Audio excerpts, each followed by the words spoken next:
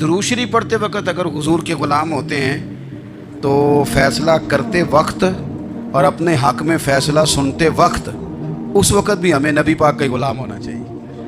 ہمیں ووٹ لیتے وقت بھی حضور کے غلام اور ووٹ دیتے وقت بھی نبی پاک صلی اللہ علیہ وسلم کے غلام.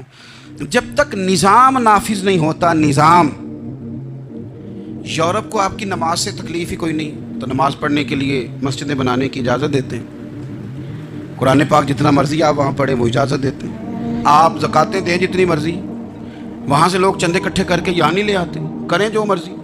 ان کو آپ کی نہ نماز سے پریشانی ہے، نہ مسئلہ زکوٰۃ سے پریشانی ہے، نہ صوم و صلات سے مسئلہ ہے. ان کو تو مسئلہ یہ ہے کہ کچہری میں کہیں نبی پاک کا دین نہ آ جائے. ان کو تو مسئلہ یہ ہے کہ کہیں پارلیمنٹ میں حضور کا دین نہ آ جائے. دو قومی نظریے کیا ہیں اور نظریہ پاکستان کیا ہے جس کی بنیاد پر پاکستان بنا؟ بڑے ٹھنڈے دل سے میری بات کو سمجھیے گا. پاکستان اگر اچھی سڑکوں کے لیے ترقی کرنے کے لیے بنا تھا تو یہ ترقی ہندوستان میں رہ کے بھی ہو سکتی تھی. انڈیا والے کہتے ہیں کہ ہم نے ترقی نہیں کرنی، کچی سڑکوں پہ چلنا ہے، ہم نے ٹیکنالوجی نہیں بنی. یہ کام وہاں بھی ہو سکتا تھا.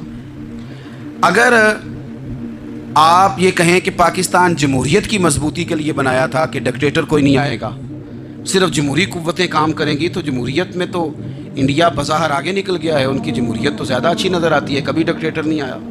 آپ نے پاکستان کیوں بنایا؟ اگر آپ نے یہی کام کرنے تھے، فحاشی اور یعنی اور جو مرضی جس کے من میں آئے کرے اور کوئی فرق نہ ہو یہاں کے اور وہاں کے کلچر میں، رشوت خوری، بھتہ خوری اور ناجائز فروشی، سارے کام اگر ہونے تھے تو یہ کام وہاں بھی ہوتے ہیں. پاکستان کیوں بنا؟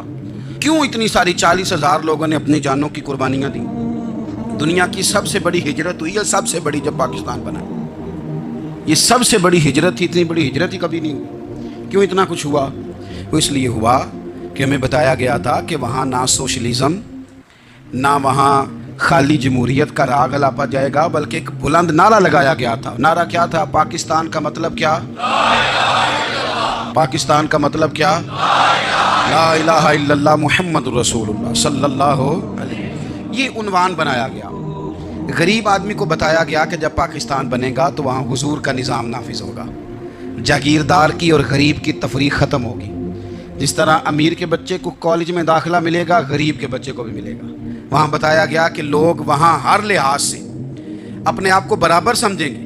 وہاں وہی بات ہوگی جو جناب صدیق اکبر کرتے تھے، وہاں وہی جملے دہرائے جائیں گے جو حضرت عمر فرماتے تھے.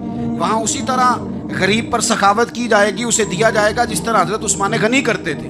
وہاں اسی طرح فقر کا دور دورہ ہوگا، سادگی کا حسن ہوگا، اپنائیت کا نور ہوگا جو مولا علی شیر خدا نے عطا فرمایا تھا. اس سوچ کی بنیاد پر پاکستان بنایا گیا، اس سوچ کی بنیاد پر، اور اسی سوچ کو آگے لے کر کے جایا گیا. کوئی سیاسی پارٹی اب یہ بات نہیں کرتی. دو قومی نظریے کا معنی یہ تھا کہ ہندو الگ قوم ہے، مسلمان ایک الگ قوم ہے. ان کا رہنا سہنا، اٹھنا بیٹھنا، کھانا پینا الگ ہے. ہمارا اٹھنا بیٹھنا، کھانا پینا، سارے معاملات الگ ہیں. تہذیب و تمدن الگ ہے. لہذا ہمیں الگ سے خطہ چاہیے جہاں ہم اسلامی نظریات کے مطابق آزاد ہو کے اپنا وقت گزار سکیں. اس دو قومی نظریے کی بنیاد پر، دو قومی پہلے تو علامہ اقبال اس کے قائل نہیں تھے. علامہ اقبال کا پہلے خیال یہ تھا کہ سارے جہاں سے اچھا ہندوستان ہمارا، یہ اقبال نے لکھا تھا. پھر اقبال کہتے ہیں میری سوچ بدلی اور پھر میں نے کہا کہ نہیں، خطوں کے زور پہ نہیں، آپ رنگ نسل کے زور پہ نہیں، بلکہ کہنے لگے کہ اپنی ملت پر قیاس اقوام مغرب سے نہ کر، خاص ہے ترکیب میں قوم رسول ہاشم. آپ جو تقسیم کریں گے، یہ جو تقسیم ہوئی ہے نا عرب کی، یہ مذہب کی بنیاد پہ نہیں ہوئی. یہ تو ان کی ذاتی لڑائیاں تھیں. چھوٹا سا دبئی بن گیا، چھوٹا سا مسقط، چھوٹا سا ابو ظبی، یہ تو ان کی ذاتی لڑائیاں تھیں، قبیلوں کی لڑائیاں تھیں، جنگیں تھیں، چھوٹے چھوٹے ملک الگ سے تقسیم ہو گئے. یہ مذہب کی بنیاد پہ ایسا نہیں ہوا.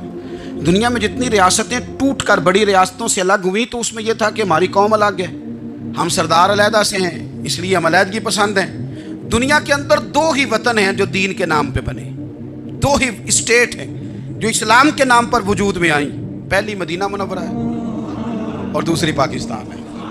خالص مذہب کے نام پر یہ دو ریاستیں وجود میں ہیں، ایک مدینہ طیبہ اور دوسرا پاکستان. پاکستان کا مطلب کیا؟ لا الہ الا اللہ محمد رسول اللہ صلی اللہ علیہ وسلم. اس بنیاد پر اس وطن کو، خطے کو حاصل کیا گیا.